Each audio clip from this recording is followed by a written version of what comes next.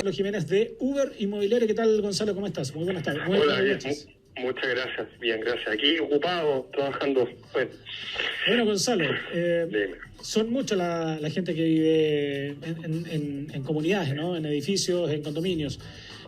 Establecieron ustedes una especie de medidas que me parece interesante poder comentarlas. Primero anunciarlas y comentarlas, ¿no?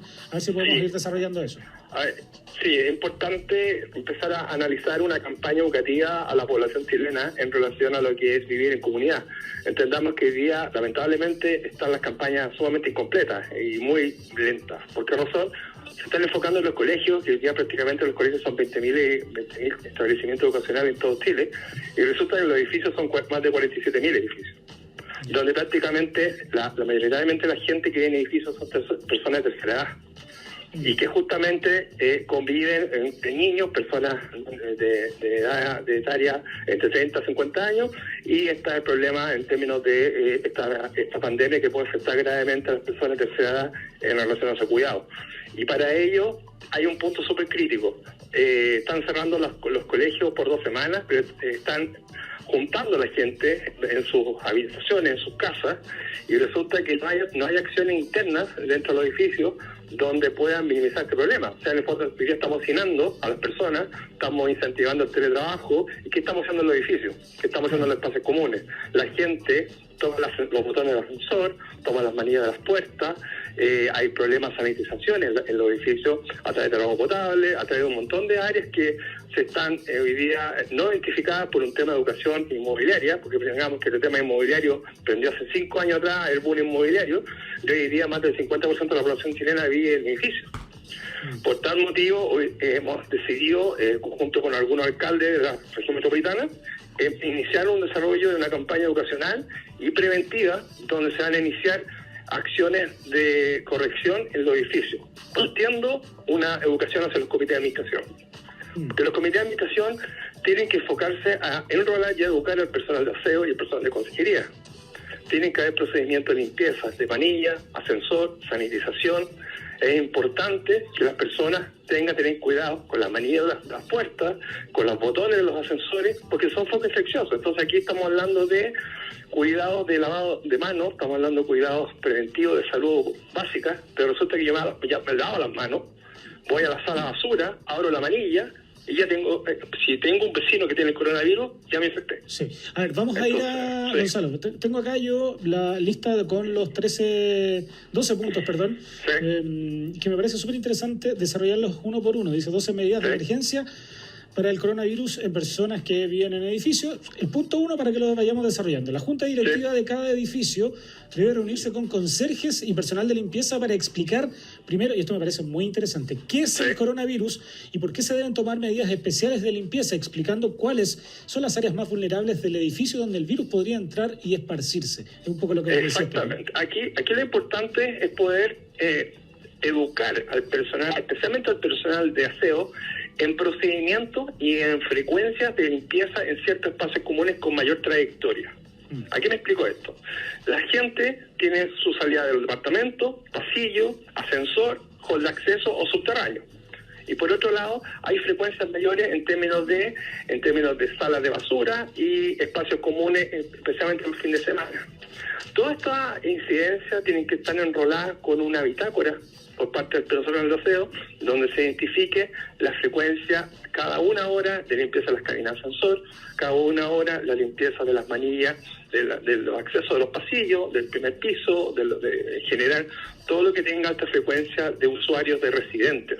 Y por otro lado, tener cuidado con los niños. O sea, hablamos que los niños tienen que estar en las casas, pero resulta que si los espacios comunes están en los jardines, están en los espacios donde hay manillas, donde hay banca, y vamos a empezar a tener personas infectadas por esta pandemia, va a llegar sí o sí a la población dentro de los edificios, hay que tener medidas cuidadosas justamente con el cuidado de la limpieza. Por eso es importante partir educando al personal de aseo, explicando cuáles son los focos, cuál es la forma que se contamina y cuáles en el fondo son los espacios que afectan a estos usuarios, que son los residentes. Sí, el punto. Entonces, Sí, solo para complementar lo que estabas diciendo, que el punto 2, que salía explicado, que un poco lo que estabas describiendo, ¿no? Se debe limpiar diariamente con cloro desinfectante los pisos, con especial atención a los botones del ascensor, los pasamanos de escaleras y ascensores, manillas y cerraduras de puertas y rejas. El punto 3 dice, los lugares más vulnerables son los ascensores y el hall de entrada, y toda área o zona que incluyamos pasamanos. Su limpieza con cloro y jabón debe hacerse a diario, lo que comentabas. Y el punto 4 me parece interesante.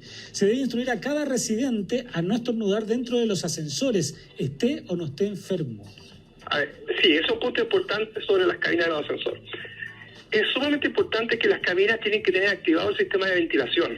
Lamentablemente, nosotros como gobierno inmobiliario, como hemos visitado una serie importante de edificios, hemos identificado que las cabinas de ascensor están totalmente sin movimiento de flujo de aire.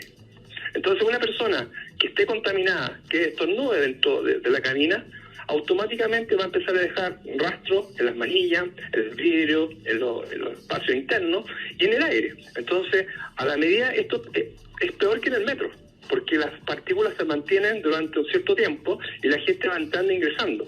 Entonces, la ramificación de contagios en los edificios es muy, muy importante controlarla. Y eso parte con el tema de las frecuencias de limpieza. Tú dijiste todos los días, no, yo te diría las frecuencias son cada 1 hora. Por ejemplo, los fines de semana, las salas de basura, hoy día los chats de basura, están totalmente colapsados, son focos.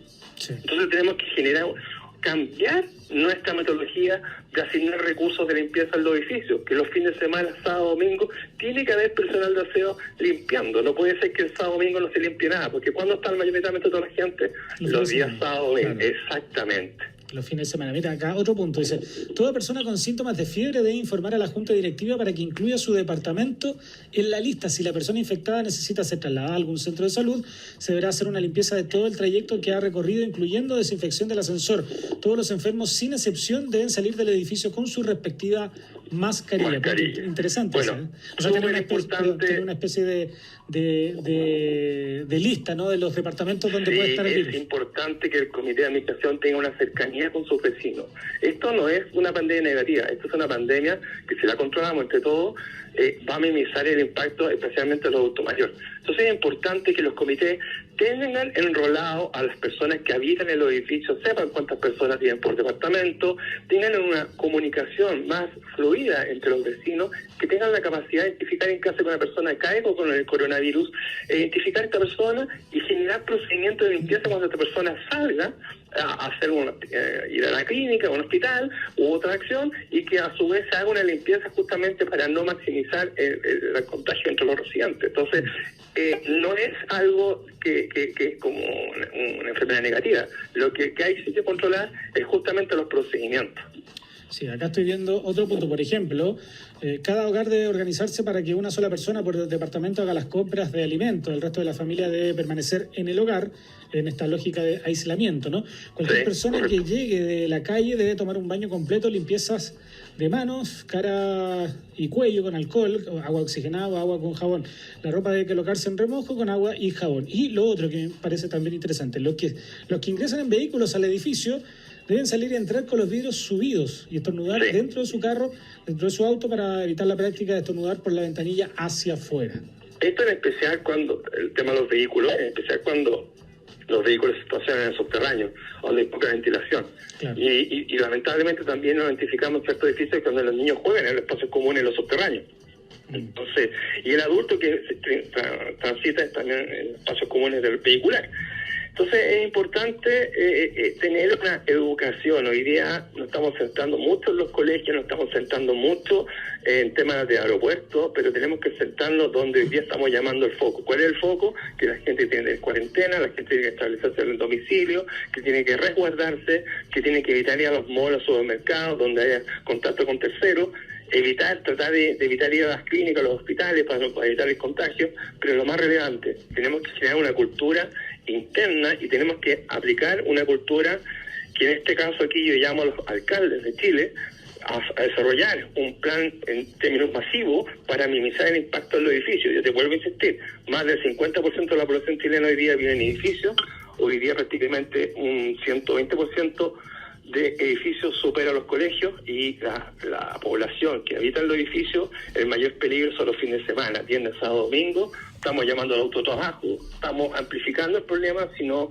minimizamos problemas de convivencia y copropiedad en los edificios. Hoy día, toda la copropiedad, los residentes, comités, deben trabajar en equipo. Y ojalá que se fusionen con sus alcaldes para que en el fondo establezcan medidas de gestión y minimicen el problema de salud. Porque esto es una tarea de todos, no es una tarea solamente del gobierno o de un ministerio. Y sí, es verdad eso, como que dentro de todas las medidas que se han adoptado durante esta jornada, puntualmente las medidas más severas que informó el presidente Piñera en la tarde, tiene que ver con la suspensión de clases, con quedarse en su casa, pero esta lógica de vivir en comunidad, de vivir en edificios, en condominios, donde hay contacto diario, quiera uno o no quiera, por más que uno no conozca a sus vecinos, sabe que cuando va al chaf de basura, alguien también estuvo hace un rato ahí, cuando apretó el botón para bajar al ascensor, alguien lo apretó antes, alguien se movilizó por el mismo espacio, entonces también son formas y un niño siempre está comiendo algo, está tomando algo, aprieta el botón de ascensor, de un espacio común, y lamentablemente afecta a la salud. Y ese niño, aunque se lave las manos cuando llegó al departamento y salió un ratito, abrazó a la mamá, abrazó al papá, le dio un beso al hermano y ahí empieza la cadena. Y lamentablemente, si esos niños son cuidados por los abuelitos se han afectado gravemente, y tenemos que evitar el tema de la exceso de demanda de camas que afecta a esto, porque esto ya llegó. Entonces tenemos que tener medidas extremas de cuidado para minimizar este problema de salud.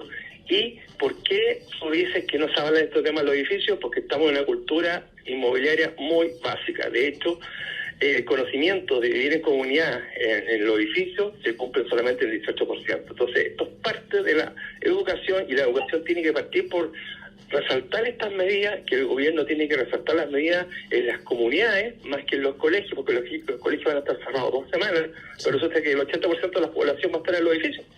Claro. ¿Qué pasa ahí?